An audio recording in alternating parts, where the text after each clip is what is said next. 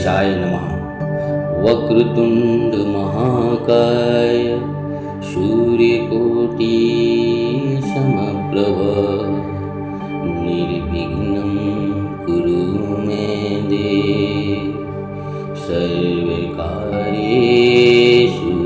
सर्वदा। जय श्री गणेशाय नमः। ओम जय महाकाली महालक्ष्मी महासरस्वतीयो नमः। नमस्तस्यै नमस्तस्यै नमस्तस्यै नमो नमः। जय माता दी दोस्तों। महाकाली महालक्ष्मी महासरस्वती देवी का महासमावेश है दुर्गा सप्तशती ग्रंथ से तीनों माता रानियां प्रसन्न होती हैं, जिससे धन शक्ति और ज्ञान से संपन्न व्यक्ति जहाँ भी जाता है मान सम्मान धन वैभव से परिपूर्ण होकर ही लौटता है, वह ऐश्वर्य को प्राप्त करता है। इसलिए हम दुर्गा चंडी सप्तशती का संपूर्ण पाठ करेंगे। माता रानी के प्रिय भक्तों, आप हमारे चैनल माही ऑफिशियल मिर्च मसाला को शेयर करें, लाइक करें और कमेंट में जय माता जी जरूर लिखें। वीडियो के अंत तक बने रहें। माता रानी की कृपा आप पर होगी। सभी बाधाओं से मुक्त होकर धन धान्य सुख समृद्धि पुत्र पौत्र से सुखी रहो। तंत्र मंत्र और भूत पिशाच यक्ष गंधर्व राक्षस जैसे उपद्रवों से बचे रहोगे। तो चलिए देर न करते हुए हम माता रानी का दूसरा अध्याय आरंभ करते हैं। अगर आपने हमारे चैनल को सब्सक्राइब नहीं किया है तो कर लें। माता रानी आपकी सभी इच्छाओं की पूर्ति करेंगी। जय माता दी। हे माता रानी, इस चराचर जगत में सभी जीव जंतु प्राणियों की आप रक्षा करने वाली हो, आपको हमारा बारंबार प्रणाम है। हे महाशक्ति दुर्गा देवी, जो इस पाठ को श्रवण कर रहा है उस पर आपकी कृपा बनी रहे। दुर्गा सप्तशती में आए 13 अध्यायों का हम उल्लेख करेंगे, श्रवण करेंगे। नववां अध्याय निशुंभ वध। मैं अर्धनारीश्वर के श्री विग्रह की निरंतर शरण लेता हूँ। उनका वर्ण बंदूक पुष्प और स्वर्ण के समान रक्त पीत मिश्रित है। वह अपनी भुजाओं में सुंदर अक्षमाला, पास, अंकुश और वरद मुद्र धारण करती हैं। अर्धचंद्र उनका आभूषण है तथा वह 3 नेत्रों से सुशोभित हैं।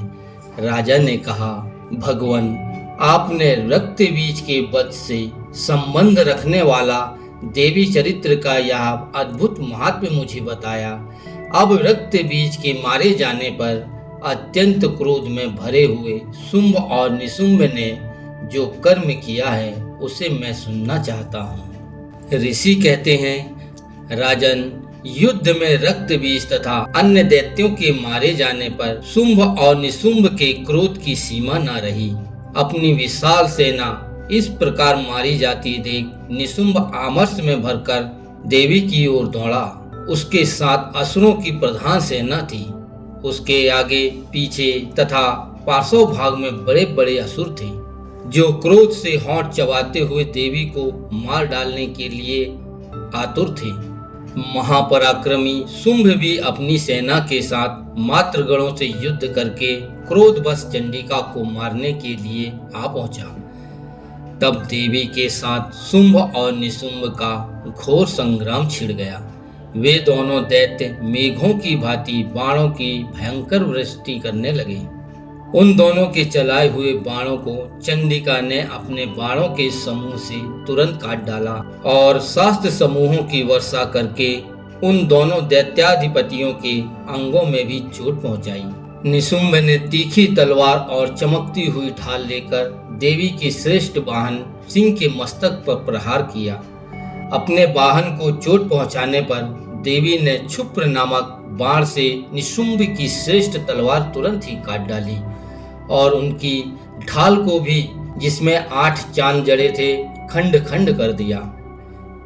ढाल और तलवार की कट जाने पर उस असुर ने शक्ति चलाई, किंतु सामने आने पर देवी ने चक्र से उसके भी 2 टुकड़े कर दिए। अब तो निशुंभ क्रोध से जल उठा और उस दानव ने देवी को मारने के लिए सूल उठाया, किंतु देवी ने समीप आने पर उसे भी मुक्के से मारकर चूर्ण कर दिया। तब उसने गदा घुमाकर चंडी के ऊपर चलाई, परंतु वह भी देवी के त्रिशूल से कटकर भस्म हो गई। तदंतर दैत्य राज निशुंभ को फरसा हाथ में लेकर आते देख देवी ने बाण समूह से घायल कर धरती पर सुला दिया। उस भयंकर पराक्रमी भाई निशुंभ के धराशायी हो जाने पर शुंभ को बड़ा क्रोध हुआ और अंबिका का वध करने के लिए वह आगे बढ़ा। रथ पर बैठे बैठे ही उत्तम आयुधों से सुशोभित अपनी बड़ी बड़ी 8 अनुपम भुजाओं से समूचे आकाश को ढककर वह अद्भुत शोभा पाने लगा। उसे आते देख देवी ने शंख बजाया और धनुष की प्रत्यंचा का भी अत्यंत दुस्सह शब्द किया।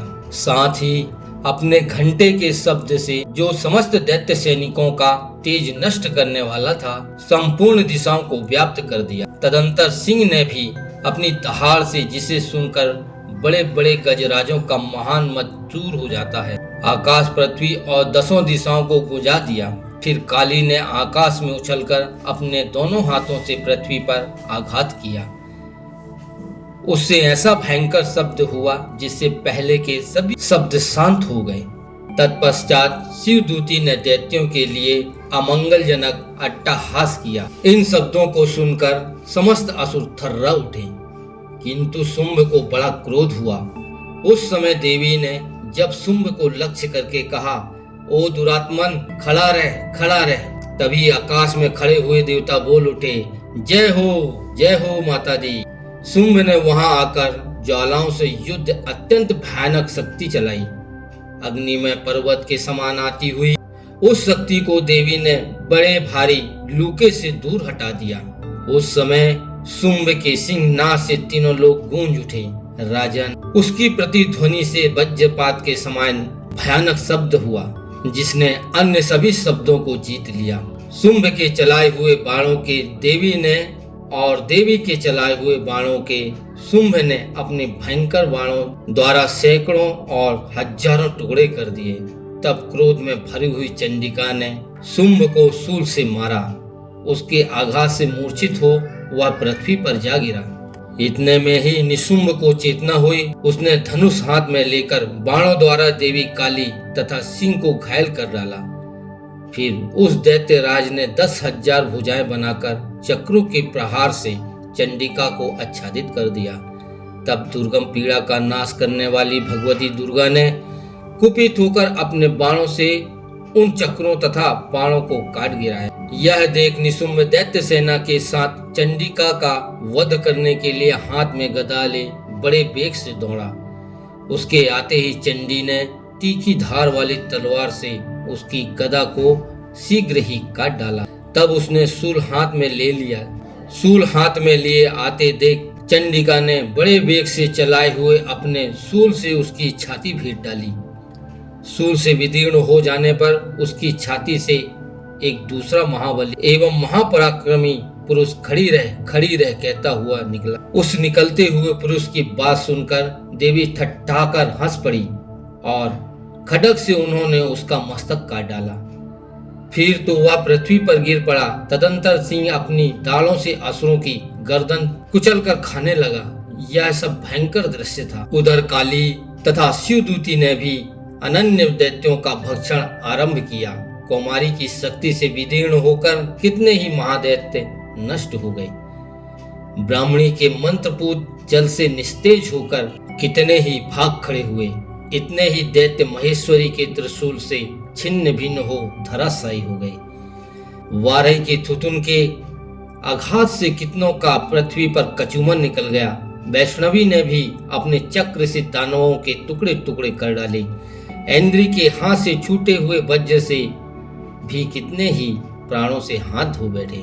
कुछ असुर नष्ट हो गए, कुछ उस महायुद्ध से भाग गए तथा कितने ही काली शिवदूती तथा सिंह के ग्रास बन गए। इस प्रकार श्री मार्कंड पुराण में सर्वाणिक मन्यावंतर की कथा के अंतर्गत देवी महात्म्य में निशुंभ नामक 9वां अध्याय पूरा हुआ।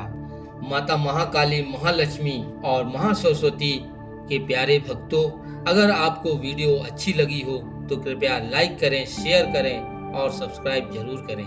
कमेंट में जय माता दी लिखना बिल्कुल भी ना भूलें।